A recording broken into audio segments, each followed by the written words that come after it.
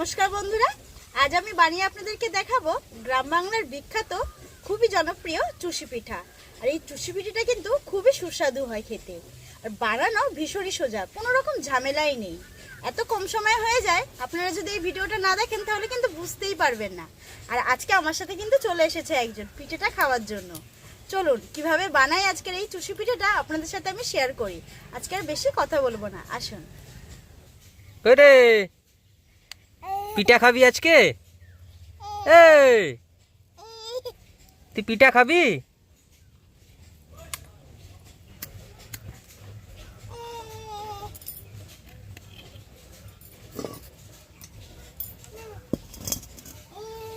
চুষিটা তৈরি করব, তাই উনুন জ্বালিয়ে আমি একটা কড়াই বসিয়ে নিয়েছি।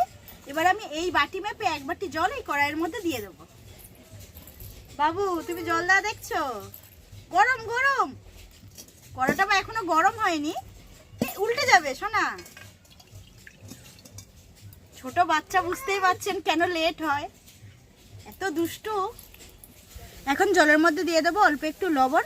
এবার এই জলটাকে খুব ভালোভাবে একটু গরম করে নেব। বাবু, তুমি এত দুষ্টুমি করছো কেন? তুমি পিঠে খাবে তো? পিঠে হাম করবে? ও বাবা, ও বাবা, এত দুষ্টু কেন? পিঠেটা হলেই হাম করিয়ে দেবো।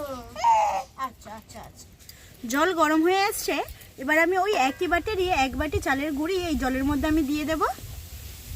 তো এবার 5 মিনিট আমি ঢাকা দিয়ে রেখে দেবো। একদম আঁচটা কিন্তু হালকা রাখতে হবে।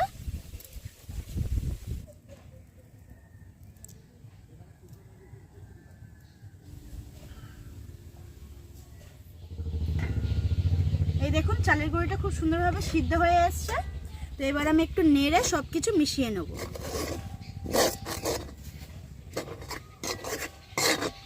তো এবার এগুলোকে আমি একটা থালার মধ্যে ঢেলে নেব।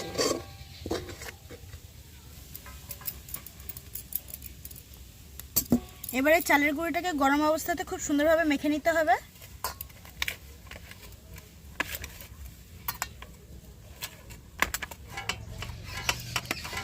মেখে নিয়েছি। এবার আমি এই ডো থেকে অল্প একটু লেচি কেটে নেব।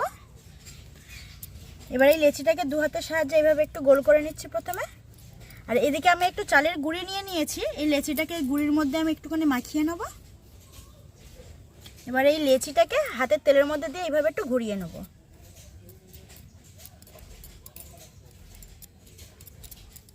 এই দেখুন, চুষি পিঠা কিন্তু আমি এইভাবে একটা তৈরি করে নিয়েছি। তো এইভাবে কিন্তু আবারও তৈরি করে নেব।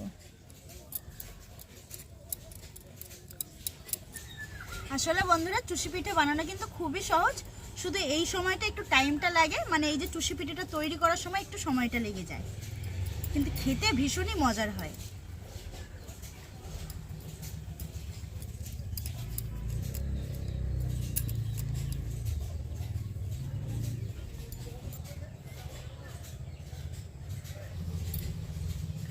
দেখুন, সমস্ত চুষিগুলো কিন্তু আমার তৈরি করা হয়ে গেছে। আর কতগুলো চুষি হয়েছে দেখুন। এবার আমি সরাসরি চলে যাব উনুনের কাছে। উনুনে আবারও কড়াইটাকে চাপিয়ে দিয়ে দিচ্ছি 500 গ্রাম লিকুইড দুধ।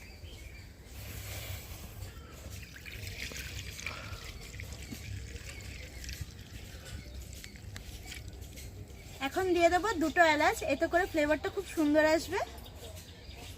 দিয়ে দেবো অল্প একটু লবণ, এতে করে স্বাদটা ব্যালেন্স হবে। আর সাথে দিয়ে দিচ্ছি আখের গুড়।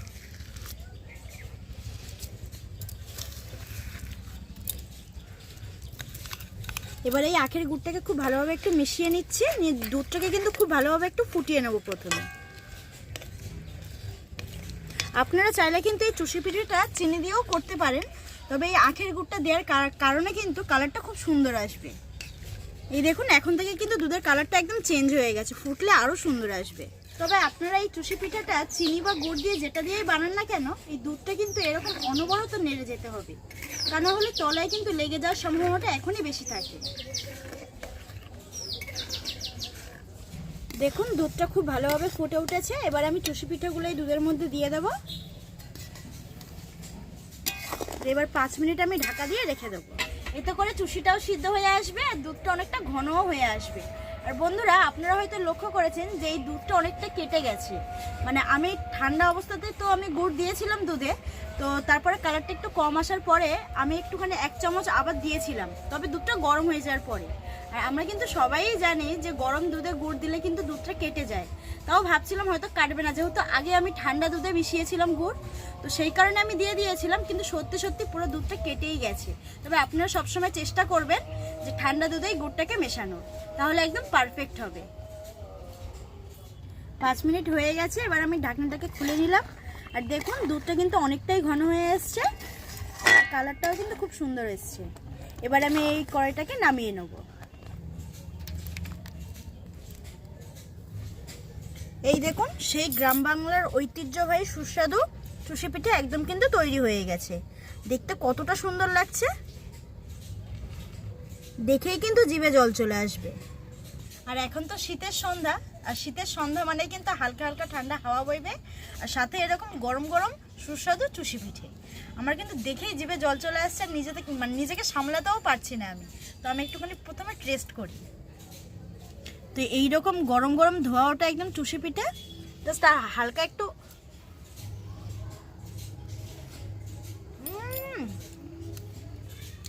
মানে জাস্ট কোনো কথা হবে না, একদম গরম গরম পুরো জমে যাবে।